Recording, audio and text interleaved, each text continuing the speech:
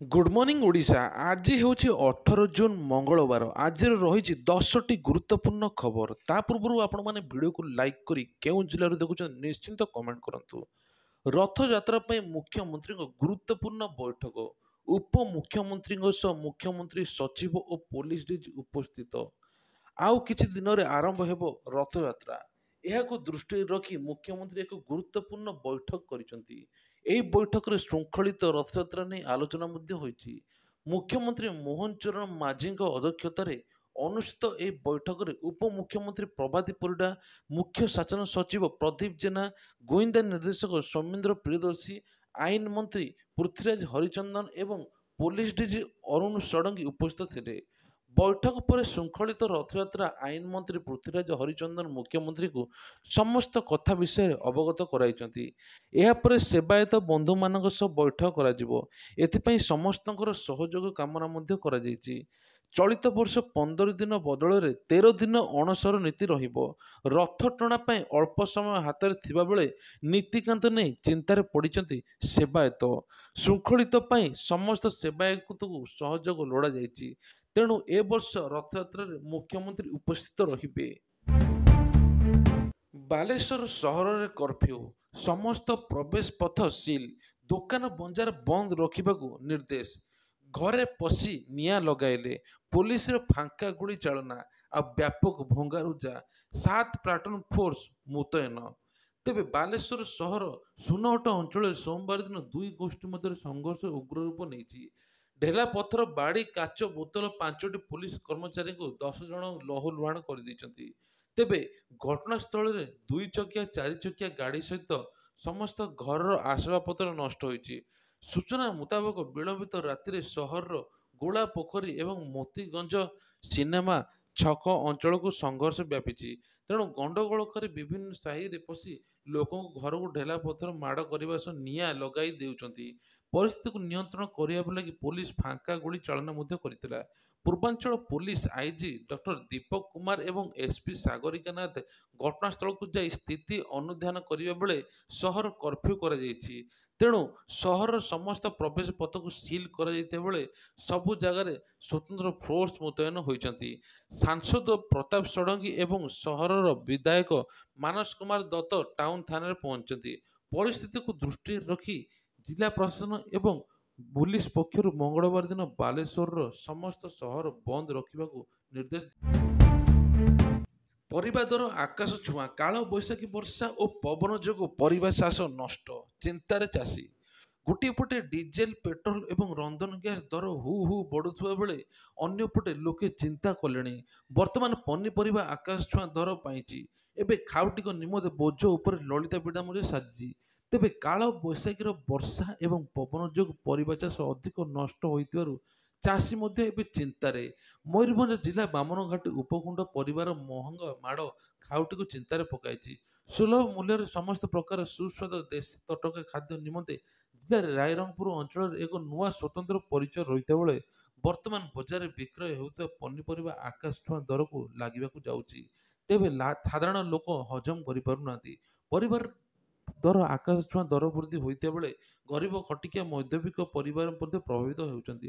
ବର୍ତ୍ତମାନ ସମୟରେ ଆମିଷ ଖାଦ୍ୟର ଚାହିଦା କମିଥିବା ବେଳେ ପନିପରିବା ଦର ମୂଲ୍ୟ ବଢ଼ିଯାଇଛି। ତେବେ କ'ଣ କରିବେ ଏନେଇ ଚାଷୀଙ୍କ ମୁଣ୍ଡରେ ଚିନ୍ତା ପଡ଼ିଛି। ମହଙ୍ଗା ମାଡ଼ ଯୋଗୁଁ ଗ୍ରାହକମାନେ ପରିବା ହାଟକୁ ଭୟ କରୁଛନ୍ତି। କେବଳ ସେତିକି ନୁହେଁ, ଆଗରୁ 200 ଟଙ୍କାରେ ପରିବା ବ୍ୟାଗ୍ ଭରି ହେଉଥିଲା ବେଳେ ଏବେ 500 ଟଙ୍କାରେ ମଧ୍ୟ ବ୍ୟାଗ୍ ଭରି ହେଉନାହିଁ। ତେବେ ଏଭଳି ଆହୁରି ରହିବ ବୋଲି କୁହାଯାଉଛି। ତେବେ ଆଗାମୀ ଦିନରେ ଉତ୍ପାଦନ ଅଧିକ ହେଲେ ପରିବା ଦର ସମ୍ପୂର୍ଣ୍ଣ ନିୟନ୍ତ୍ରଣ ଆସିବ ବୋଲି ବେପାରୀମାନେ କହିଛନ୍ତି। ଆଜିଠୁ ପାଠ ପଢ଼ିବାକୁ ଯିବେ ପିଲା, ଏହିସବୁ ଜିଲ୍ଲାରେ ବନ୍ଦ ରହିବ ସ୍କୁଲ। ଗ୍ରୀଷ୍ମ ପ୍ରଭାବକୁ ଦୃଷ୍ଟିରେ ରଖି ରାଜ୍ୟରେ ଆଜିଠାରୁ କିଛି ଜିଲ୍ଲାରେ ବିଦ୍ୟାଳୟ ଖୋଲିବ। ପ୍ରଥମରୁ ଦ୍ୱାଦଶ ଶ୍ରେଣୀର ପିଲାମାନେ ବିଦ୍ୟାଳୟକୁ ପାଠ ପଢ଼ିବାକୁ ଯାଇପାରିବେ। ବିଦ୍ୟାଳୟର ଗଣଶିକ୍ଷା ମନ୍ତ୍ରୀ ନିତ୍ୟାନନ୍ଦ ଗଣ୍ଡ ଏ ଗଣମାଧ୍ୟମକୁ ସୂଚନା ଦେଇଛନ୍ତି। ଶ୍ରୀ ଗଣ୍ଡ କହିଛନ୍ତି ଯେ ଯେଉଁଠି ପାଗ ଅନୁକୂଳ ଥିବ ସେଠାରେ ସକାଳ 6:30ରୁ 10ଟା ଯାଏଁ ବିଦ୍ୟାଳୟ ଖୋଲାଯାଇପାରିବ। ଆସନ୍ତା 20 ତାରିଖ ଯାଏଁ ନିଷ୍ପତ୍ତି ବଳବତ୍ତର ରହିବ। ଅନ୍ୟପଟରେ ଜିଲ୍ଲାର ପାଗକୁ ଦୃଷ୍ଟିରେ ରଖି ଜିଲ୍ଲାପାଳମାନେ ଏ ସଂକ୍ରାନ୍ତରେ ନିଷ୍ପତ୍ତି ନେବେ ବୋଲି କୁହାଯାଇଛି।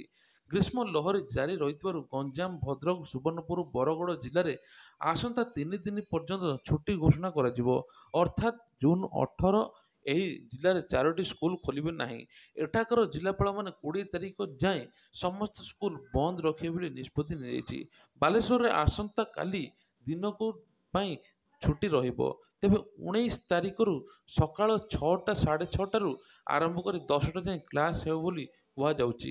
ଖୋର୍ଦ୍ଧା, ପୁରୀ, କେଉଁଝର, ଜଗତସିଂହପୁର, ଦେବଗଡ଼, ନବରଙ୍ଗପୁର, ଅନୁଗୁଳ ଜିଲ୍ଲାରେ ଆସନ୍ତାକାଲି ଠାରୁ ସ୍କୁଲ ଖୋଲିବ। ଏନେଇ ଜିଲ୍ଲାପାଳ ନିଷ୍ପତ୍ତି ନେଇଛନ୍ତି। ସେହିପରି କେଉଁଝର, ବରଗଡ଼, ଜଗତସିଂହପୁର, ଅନୁଗୁଳରେ ସକାଳ 6:30ରୁ 10ଟା ଯାଏଁ ସ୍କୁଲ ଚାଲିବ ବୋଲି କୁହାଯାଇଛି। ତାପମାତ୍ରା ହ୍ରାସ ନ ହେବା ଯାଏଁ ସମସ୍ତ ସ୍କୁଲ ଖୋଲିବ ନାହିଁ କୁହାଯାଇଛି। ଅତି କମ୍ରେ 3ରୁ 4 ଦିନ ଛୁଟି ଘୁଞ୍ଚାଇବାକୁ ଦାବି କରିଛନ୍ତି ଓଷ୍ଟା। ସେହିପରି ମୟୂରଭଞ୍ଜ ସାଂସଦ ନବଚରଣ ମାଝୀ ମଧ୍ୟ ଗ୍ରୀଷ୍ମକୁ ଛୁଟି ବଢ଼ାଇବା ପାଇଁ ଗଣଶିକ୍ଷା ମନ୍ତ୍ରୀଙ୍କୁ ଫୋନ୍ କରି ଅନୁରୋଧ କରିଛନ୍ତି। ପଡ଼ୋଶୀ ଜିଲ୍ଲାକୁ ବ୍ୟାପିଲା ଡିପ୍ଥେରିଆ, କୋରାପୁଟ ଜିଲ୍ଲାରୁ ସଂକ୍ରମିତ ଚିହ୍ନଟ। ତେବେ ଭୟଙ୍କର ରୂପ ନେଉଛି ମାରାତ୍ମକ ଡିପ୍ଥେରିଆ। ରାୟଗଡ଼ା ଜିଲ୍ଲା କାଶୀପୁର ବ୍ଲକର 5ଟି ଶିଶୁ ଜୀବନ ନେବା ପରେ ଏବେ ପଡ଼ୋଶୀ ଜିଲ୍ଲାକୁ ବ୍ୟାପିଛି। କୋରାପୁଟ ଜିଲ୍ଲାରୁ ଜଣେ ଶିଶୁ ଚିହ୍ନଟ ହୋଇଛି। ସେହିପରି କଳାହାଣ୍ଡି ଜିଲ୍ଲାର କିଛି ଶିଶୁ ଆକ୍ରାନ୍ତ ହୋଇଥିବା ଖବର ମଧ୍ୟ ମିଳିଛି। ବାୟୁ ଦ୍ୱାରା ସଂସ୍କରଣ ହେଉଥିବାରୁ ଲଗାମ ଲଗାଇବା ଏତେଟା ସହଜ ନୁହେଁ ବୋଲି ଅନୁମାନ ମଧ୍ୟ କରାଯାଉଛି। ତେବେ କାଶୀପୁର ବ୍ଲକ ଡଙ୍ଗାଶିଲ ପଞ୍ଚାୟତ ଅନ୍ତର୍ଗତ ମୁନୁସୁପଦର ଗାଁରେ 4ଟି ଶିଶୁ ଆକସ୍ମିକ ଭାବେ ମୃତ୍ୟୁର ସ୍ୱାସ୍ଥ୍ୟ ବିଭାଗର ନିଦ ହଜିଯାଇଛି। ରୋଗ ଚିହ୍ନଟ ବିଳମ୍ବ ହେବାରୁ ଲକ୍ଷଣ ଦେଖାଇ ରାୟଗଡ଼ା ଜିଲ୍ଲାର ମୁଖ୍ୟ ଚିକିତ୍ସାଳୟକୁ ଚିକିତ୍ସା କରାଯାଇଥିଲା। ପଞ୍ଚମ ଶିଶୁର ବ୍ରହ୍ମପୁର ବଡ଼ ମେଡିକାଲରେ ମୃତ୍ୟୁ ହେବା ପରେ ନମୁନା ସଂଗ୍ରହ କରି ଡିପ୍ଥେରିଆରେ ଆକ୍ରାନ୍ତ ହୋଇଥିବା ସ୍ପଷ୍ଟ ହୋଇଛି। ରାୟଗଡ଼ା ଜିଲ୍ଲାରେ ସ୍ଥିତି ସୁଧରିବା ପୂର୍ବରୁ କୋରାପୁଟ ଜିଲ୍ଲାରେ ପ୍ରଥମ ଆକ୍ରାନ୍ତ ଚିହ୍ନଟ ହୋଇଛନ୍ତି। ବନ୍ଧୁଗାଁ ଅନ୍ତର୍ଗତ କୁମ୍ଭୀରପୁଟ ଗ୍ରାମର ସୁବାରୁ ମେଲାଙ୍କ 10 ବର୍ଷର ପୁଅ ଜିପୁନ ମେଲାକ ଆକ୍ରାନ୍ତ ହୋଇଥିବା ସୂଚନା ମିଳିଛି। ଗତକାଲି ରାତିରେ ଜିପୁନ ରାୟଗଡ଼ା ଜିଲ୍ଲାର ମୁଖ୍ୟ ଚିକିତ୍ସାଳୟ ଅଣାଯାଇଥିଲା। ତେଣୁ ୱାର୍ଡରେ ଭର୍ତ୍ତି କରାଯାଇ ଚିକିତ୍ସା ମଧ୍ୟ କରାଯାଉଛି। ସକାଳେ ସଂକ୍ରମଣ ହେବାରୁ ବଢ଼ିଯିବାରୁ ବ୍ୟବସ୍ଥା ବିଗିଡ଼ି ଯାଇଛି। ତେଣୁ 108 ଆମ୍ବୁଲାନ୍ସ ଯୋଗେ ବ୍ରହ୍ମପୁର ମେଡିକାଲକୁ ସ୍ଥାନାନ୍ତର କରାଯାଇଥିଲା। ଚିକିତ୍ସା ସମୟରେ ଜିପୁନକୁ ବୁଷ୍ଟର ଡୋଜ୍ ମଧ୍ୟ ଦିଆଯାଇଥିବା ସୂଚନା ମିଳିଛି। 5 ଦିନ ହେଲାଣି ଜିପୁନର ଗଳା ଫୁଲିଯିବାରୁ ଏହି ରୋଗ ଦେଖାଯାଉଛି। ମୁଣ୍ଡ ବିନ୍ଧୁଛି, ଗଳା ଫୁଲୁଛି। ତେବେ ବାରମ୍ବାର ପାଟିରୁ ଲାଳ ବାହାରୁଥିଲା। କୁମ୍ଭୀରପୁଟ ହସ୍ପିଟାଲରେ ମଧ୍ୟ ଦେଖାଯାଇଥିଲା ଏଭଳି ଘଟଣା। ତେବେ ରାୟଗଡ଼ା ଜିଲ୍ଲା ମୁଖ୍ୟ ଚିକିତ୍ସାଳୟକୁ ଡାକ୍ତର ରେଫର କରିଦେଇଛନ୍ତି। ତେବେ ଏ ଜଣାପଡ଼ୁନାହିଁ ଡିପ୍ଥେରିଆ ରୋଗ। ଏବେ ପ୍ରକୃତରେ ଶିଶୁମାନଙ୍କୁ ବ୍ୟାପୁଛି ଏହି ରୋଗ। ଆଜି ଚାଷୀଙ୍କୁ ମିଳିବ ପିଏମ୍ କିଷାନ ସମ୍ମାନ ନିଧି ଟଙ୍କା। ବରଗଡ଼ରେ ଉପସ୍ଥିତ ରହିବେ ମୁଖ୍ୟମନ୍ତ୍ରୀ ଓ ଉପମୁଖ୍ୟମନ୍ତ୍ରୀ। ତେବେ ଆଜିଠାରୁ ଚାଷୀଙ୍କ ଖାତାକୁ ପିଏମ୍ କିଷାନ ସମ୍ମାନ ନିଧି ଟଙ୍କା ଆସିବ।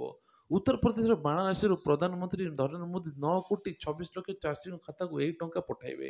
ପିଏମ୍ କିଷାନ ଉତ୍ସବରେ ଏହି ଦିବସରେ ଓଡ଼ିଶା ମୁଖ୍ୟମନ୍ତ୍ରୀ ମୋହନ ଚରଣ ମାଝୀଙ୍କ ସମେତ 2 ଉପମୁଖ୍ୟମନ୍ତ୍ରୀ ମନ୍ତ୍ରିମଣ୍ଡଳ ସଦସ୍ୟ ବିଭିନ୍ନ ସ୍ଥାନରେ ସାମିଲ ହେବେ। ତେବେ ବରଗଡ଼ରେ ଉପସ୍ଥିତ ରହିବେ ମୁଖ୍ୟମନ୍ତ୍ରୀ ମୋହନ ଚରଣ ମାଝୀ, ଉପମୁଖ୍ୟମନ୍ତ୍ରୀ କନକ ବର୍ଦ୍ଧନ ସିଂଦେଓ। ପୁରୀରେ ଉପସ୍ଥିତ ରହିବେ ଉପମୁଖ୍ୟମନ୍ତ୍ରୀ ପ୍ରଭାତୀ ପରିଡ଼ା। ସେହିପରି କଟକରେ ସୁରେଶ ପୂଜାରୀ, ନୟାଗଡ଼ରେ ରବିନାରାୟଣ ନାୟକ, କେନ୍ଦ୍ରାପଡ଼ାରେ ନିତ୍ୟାନନ୍ଦ ଗଣ୍ଡ, ଢେଙ୍କାନାଳରେ କୃଷ୍ଣଚନ୍ଦ୍ର ପାତ୍ର, ଖୋର୍ଦ୍ଧାରେ ପୃଥ୍ୱୀରାଜ ହରିଚନ୍ଦନ ସିଫା ଏବଂ କୈଶାଲଗଞ୍ଜରେ ମୁକେଶ କୁମାର ମହାଲିକ, ଗଞ୍ଜାମରେ ବିଭୂତିଭୂଷଣ ଜେନା ଏମିତି ସମସ୍ତେ ଉପସ୍ଥିତ ରହିବେ ବୋଲି କୁହାଯାଇଛି। ଏହାସହ ବାଲେଶ୍ୱର, କଳାହାଣ୍ଡି, କନ୍ଧମାଳ, କେଉଁଝର, ମୟୂରଭଞ୍ଜ, ନବରଙ୍ଗପୁର ସାଂସଦମାନେ ଗଜପତି, ବ୍ରହ୍ମପୁର ସାଂସଦ ଉପସ୍ଥିତ ରହିବେ। ଉଲ୍ଲେଖଯୋଗ୍ୟ ଯେ ପିଏମ୍ କିଷାନ ସମ୍ମାନ ନିଧି ଯୋଜନାରେ 2,000 ଟଙ୍କା ଲେଖା ଡେବିଟ୍ ଜରିଆରେ ଏବେ ପ୍ରଦାନ କରାଯିବ। ଏବେ ସମସ୍ତଙ୍କ ଖାତାକୁ ଆସିବ 17ତମ କିସ୍ତି। ତୃତୀୟ ଥର ଲାଗି ପ୍ରଧାନମନ୍ତ୍ରୀ ଭାବେ ଶପଥ ନେବା ପରେ ଶ୍ରୀ ମୋଦି ଚାଷୀଙ୍କ ଆକାଉଣ୍ଟକୁ ପ୍ରଥମ ଦସ୍ତଖତ କରିଥିଲେ। ଏବେ ପିଏମ୍ କିଷାନ ସମ୍ମାନ ନିଧି ଯୋଜନାରେ ତୃତୀୟ ଥର କିସ୍ତି 2,000 ଟଙ୍କା ଲେଖାଏଁ ପାଇବେ ଚାଷୀ। ମହାନଦୀ ଜଳ ବିବାଦ, କୋର୍ଟ ବାହାରେ ହୋଇପାରେ ସମାଧାନ। ଦଶନ୍ଧି ପୁରୁଣା ମହାନଦୀ ଜଳ ବିବାଦର ଏକ ସମାଧାନ। ରାଜ୍ୟରେ ନୂଆ ମନ୍ତ୍ରିମଣ୍ଡଳ ବୈଠକ ପରେ ଏ ଦିଗରେ ନିଷ୍ପତ୍ତି ନିଆଯାଇପାରେ। ଏବେ ରାଜ୍ୟ ଓ କେନ୍ଦ୍ରଶାସିତ ଛତିଶଗଡ଼ରେ ବିଜେପି ସରକାର ରହିଛି। ତେଣୁ କୋର୍ଟ ବାହାରେ ମହାନଦୀ ଜଳ ବିବାଦର ସମାଧାନ କରିବାକୁ ସରକାର ପ୍ରସ୍ତୁତ ହେବା ଜଣାପଡ଼ିଛି। ମନ୍ତ୍ରିମଣ୍ଡଳ ବୈଠକ ପରେ ଏ ସମ୍ପର୍କରେ ନିଷ୍ପତ୍ତି ନିଆଯାଇପାରେ ବୋଲି ହୀରାକୁଦ ବନ୍ଧ ମୁଖ୍ୟମନ୍ତ୍ରୀ କହିଛନ୍ତି। ତେଣୁ ମହାନଦୀ, ଏହାର ଶାଖା ନଦୀ ଛତିଶଗଡ଼ର ଗୋଟିଏ ପଟେ ପ୍ରକଳ୍ପ ନିର୍ମାଣ କରାଯାଇଥିବା ବେଳେ ଏହା ପ୍ରଭାବ ଓଡ଼ିଶା ଉପରେ ପଡ଼ୁଛି। ଓଡ଼ିଶାରେ ଆବଶ୍ୟକ ପରିମାଣର ପାଣି ମିଳୁନି। ଏଣେ ଓଡ଼ିଶା ସରକାର 8 ବର୍ଷରେ ଗୋଟିଏ ବ୍ୟାରେଜ ନିର୍ମାଣ କରିପାରିଛନ୍ତି। ତେବେ ଘୋଷଣା ଯେ ସତ୍ୟାଗ୍ରହରେ ସୀମିତ କରିଛନ୍ତି। 2018 ମେ 16 ତାରିଖରେ ତତ୍କାଳୀନ ମୁଖ୍ୟମନ୍ତ୍ରୀ ଲଖନପୁର ବ୍ଲକ ସୁଖାସୋଡ଼ାରେ ସ୍ଥିତି ଅନୁଧ୍ୟାନ କରିବା ପରେ ସେଠାରେ ମହାନଦୀ ସୁରକ୍ଷା ଅଭିଯାନ ଯାଞ୍ଚ କରିଥିଲେ ଏବଂ ଏହି ଅଭିଯାନ ଅନ୍ତର୍ଗତ ମହାନଦୀ ପ୍ରଭାବିତ ହେଉଥିବା 15ଟି ଜିଲ୍ଲାରେ 45 ନିର୍ବାଚନ ମଣ୍ଡଳୀରେ ମହାନଦୀ ସୁରକ୍ଷା ନେଇ ସଭାପତି ହୋଇଥିଲା। ଏହା ପୂର୍ବରୁ ଅର୍ଥାତ୍ 2018 ମାର୍ଚ୍ଚରେ 2018 ମାର୍ଚ୍ଚରେ ମହାନଦୀ ଟ୍ରିବ୍ୟୁନାଲ ଗଠିତ ହୋଇଥିଲା। ତେଣୁ ଏହିଭଳିଆ ପ୍ରତ୍ୟେକ ଦିନର ଦେଶ ବିଦେଶର ମୁଖ୍ୟ ଖବର ପାଇବା ପାଇଁ ହେଲେ ଆମ ଚ୍ୟାନେଲକୁ ସବସ୍କ୍ରାଇବ କରିଦିଅନ୍ତୁ। ଜୟ ଜଗନ୍ନାଥ।